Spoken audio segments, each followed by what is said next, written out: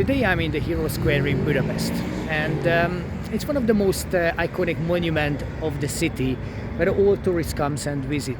But it is a historical monument. However, I don't really want to talk about history now. It's not really important. I would love to give you a spiritual message that for me, in my understanding, I think these statues, these monuments symbolizes, and even now we can learn something from these guys who are long ago gone from the face of earth. So if I turn this around, so we have here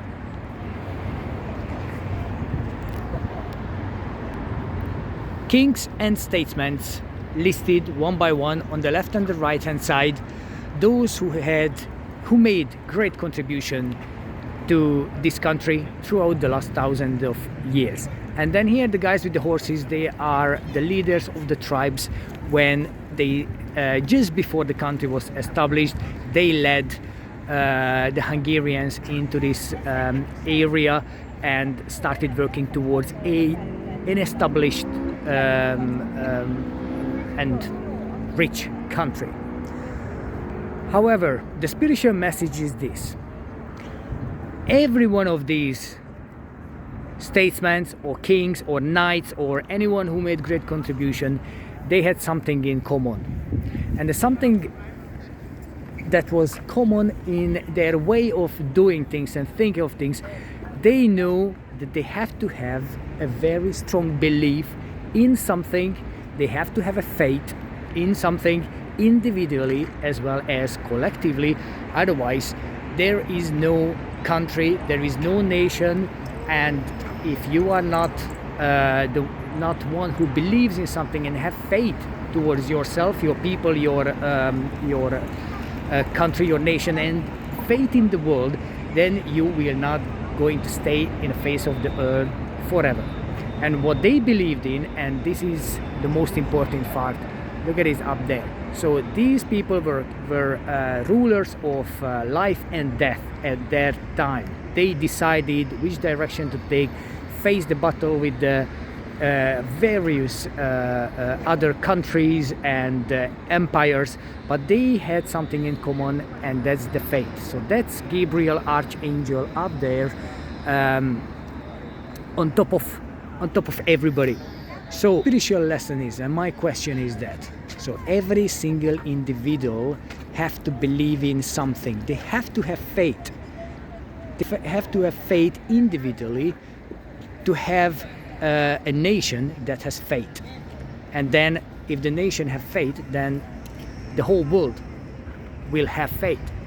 So it all starts on the individual level. If you don't believe in anything, or you believe in yourself only and your ego drives you and you say, well, I believe in myself and that's enough for me, but then you're never going to create anything beyond your own career or your own bank account. That will never become a country, a nation, anything united that needs other people to contribute.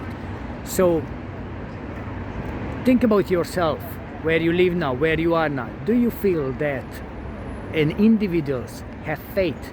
There is a belief, they believe in something, or they believe in completely different things?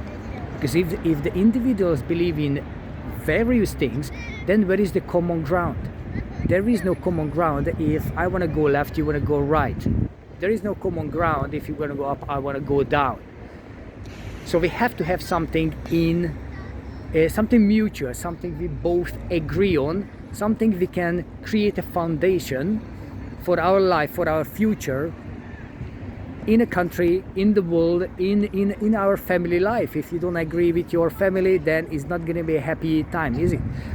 But the contrast is always very, very strong. We have here on the left hand side, on the top, there is work and wealth. On the other side, you have knowledge. You have here the gentleman on a chariot represent war, but on the other one, on the other chariot, represent peace. And that's the division. It's always a division between right and wrong. There is always a straight line between good and evil. So the only thing you need to have and you can have is faith and the belief that everything will be fine if we have a mutual a connection, if we have a common ground, if we can talk, we can agree or disagree. But if there is no talk, there is only ego, and there is only individual beliefs and individual wants, then we are not going to get anywhere from this point. And that's why the trouble is brewing many places in the world right now, because there is no concept of right or wrong, and there is no agreement, there is no communication. And of course, there are very individual beliefs everywhere. Some believe in this God, another believe in that God. And they forget that they are human beings. They have their basic needs, peace, security, etc. And they all believe in something that is completely above them. And those people who have to make the contribution and whose role is to make every single country secure and prosper and create prosperity, all being led by their ego rather than something that's called faith.